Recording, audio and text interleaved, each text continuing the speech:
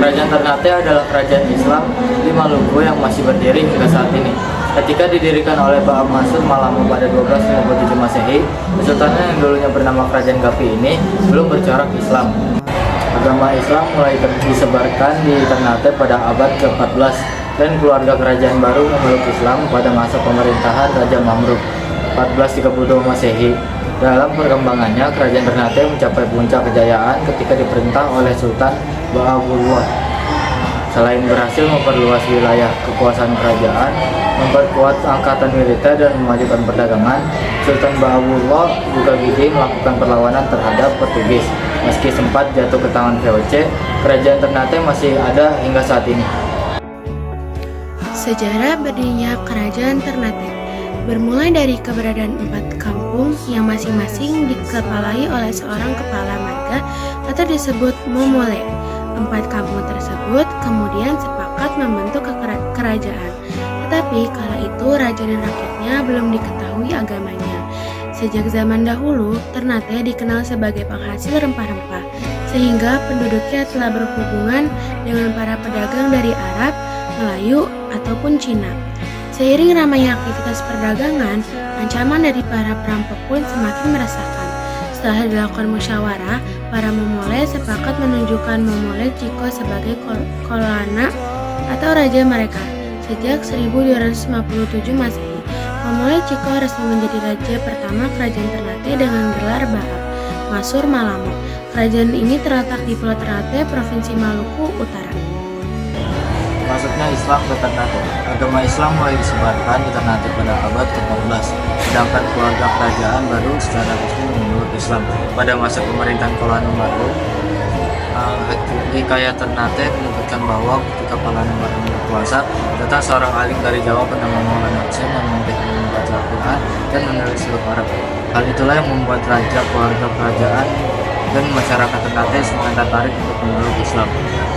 Kolano Baru menjadi raja Ternate pertama yang memeluk Islam, sedangkan putranya Zainal Abidin yang berkuasa antara 1486 sampai 1500 Masehi mulai memperlakukan hukum Islam secara transformasi. Jadi Kesultanan Islam, gelar Kolano atau raja kemudian diganti dengan Sultan. Masa kejayaan Kerajaan Ternate. Pada abad ke-15, Kerajaan Ternate mengalami perkembangan pesat, terutama di bidang perdagangan dan pelayaran, berkat kekayaan rempah-rempahnya.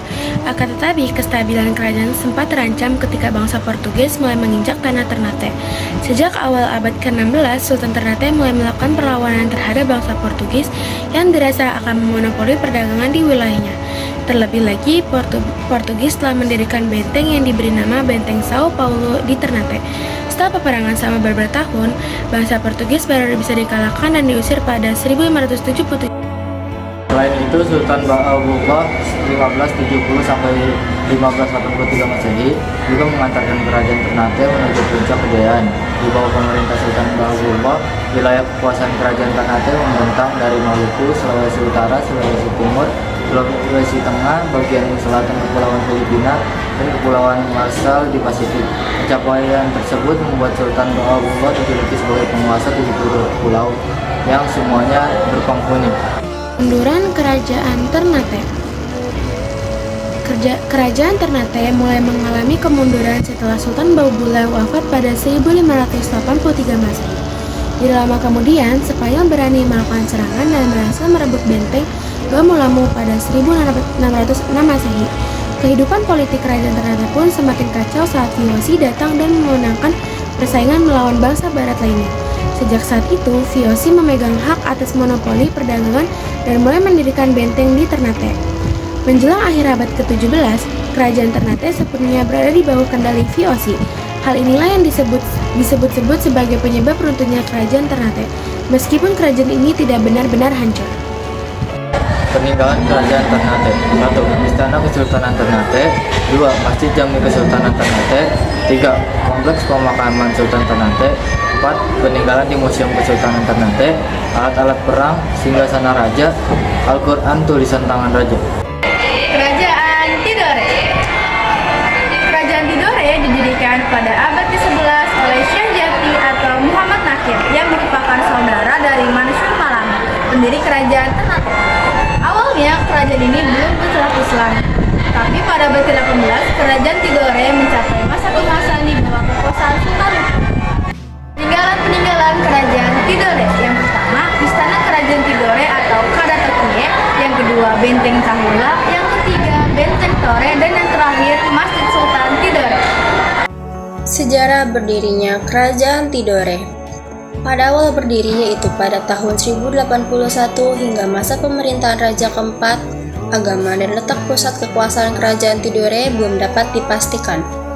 Penguasa Tidore yang pertama masuk Islam adalah Ciriliyati dengan gelar Sultan Jamaluddin, yaitu pada tahun 1495 sampai 1512. Sejak saat itu, Kerajaan Tidore pun berubah menjadi Kesultanan Tidore atau Kerajaan Bercorak Islam.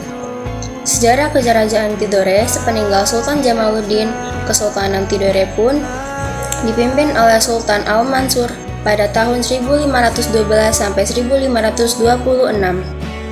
Kala itu, pengaruh asing mulai masuk ke Maluku Utara termasuk ke wilayah Tidore. Wilayah Tidore pun menjadi tempat bagi kedatangan bangsa Spanyol dan mereka dapat diterima dengan baik. Kejayaan Kerajaan Tidore.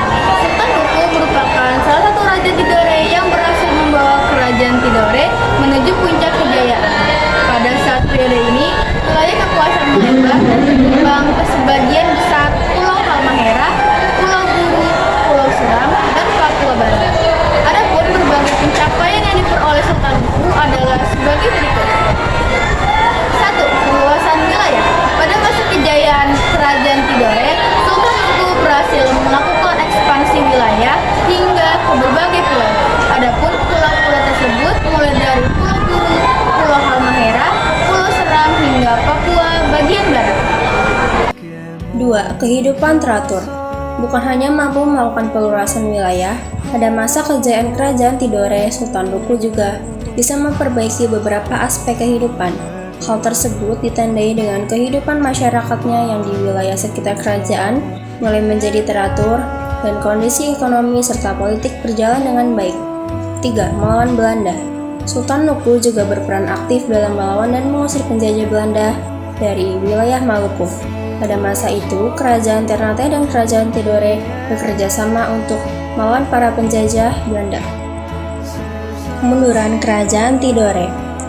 Kemunduran Kesultanan Tidore disebabkan karena diadu domba oleh Kesultanan Ternate yang dilakukan oleh bangsa asing yaitu bangsa Spanyol dan bangsa Portugis yang bertujuan untuk memonopoli daerah penghasil rempah-rempah tersebut.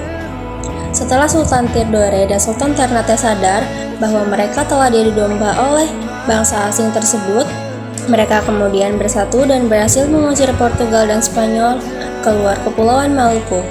Namun, kemenangan tersebut tidak bertahan lama sebab VOC yang dibentuk oleh Belanda dapat menguasai perdagangan rempah-rempah di Maluku dan berhasil menaklukkan Ternate. Dengan strategi dan tata kerja yang teratur, rapi dan terkontrol, dan dalam bentuk organisasi yang kuat. Peninggalan Kerajaan Tidore. Yang pertama ada Istana Kerajaan Tidore atau Kadatokie. Yang kedua ada Benteng Tahula. Yang ketiga ada Benteng Tore. Dan keempat ada Masjid Sultan Tidore. Adalah salah satu kesultanan yang pernah berkuasa di Kepulauan Maluku.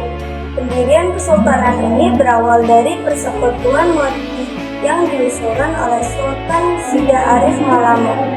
Persekutuan ini ditetapkan oleh para sultan di Kepulauan Maluku pada tahun 1322.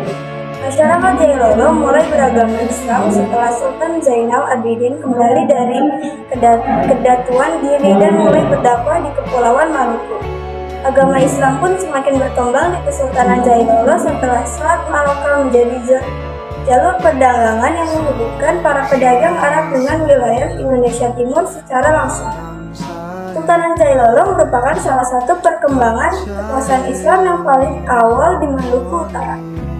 Masyarakat Jailolo mulai meninggalkan pemikiran primitif sejak Islam diterapkan dalam kehidupan sosial dan politik. Sultanan Jailolo menjalankan syariat Islam dalam kehidupan masyarakat.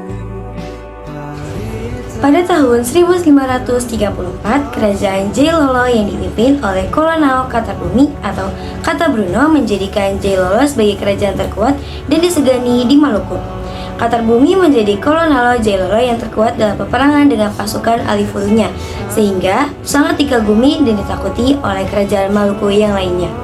Lengsernya Katarbumi sebagai Kolonel Jailolo menjadi cikal bakal hilangnya supremasi kekuatan dan kebesaran Jailolo sebagai sebuah kerajaan tertua dan terbesar. Pada tahun 1359, Kesultanan Ternate menyerang Kesultanan Jailolo atas perintah Gapi Malamo. Serangan kembali dilakukan oleh Komalapulu pada tahun 1380 dan Taruwese pada tahun 1524 dan 1527. Serangan ini membuat wilayah kekuasaan dari Kesultanan Jailolo berkurang. Pada tahun 1534, Kesultanan Jailolo merebut kembali wilayahnya dengan dipimpin oleh Sultan Katarbumi dengan bantuan dari Portugis. Kesultanan Jailolo kemudian menyerang Kesultanan Moro untuk memperluas wilayahnya. Penyerangan ini dibantu oleh Sultan Deyal yang diberhentikan sebagai Sultan dari Kesultanan Ternate oleh Portugis. Pada tahun 1551, Kesultanan Ternate menyerang Kesultanan Jailolo dengan bantuan dari Portugis. Serangan ini membuat sebagian wilayah kekuasaan Kesultanan Jailolo menjadi milik Kesultanan Ternate.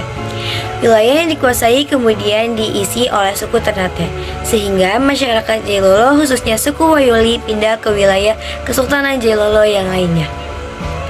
Pada tahun 1620, Kesultanan Ternate kembali melakukan serangan dengan dibantu oleh Belanda. Kedua serangan ini akhirnya mengakhiri kekuasaan dari Kesultanan Jailolo dan Kaicil Alam menjadi kesultanan terakhir dari Kesultanan Jailolo.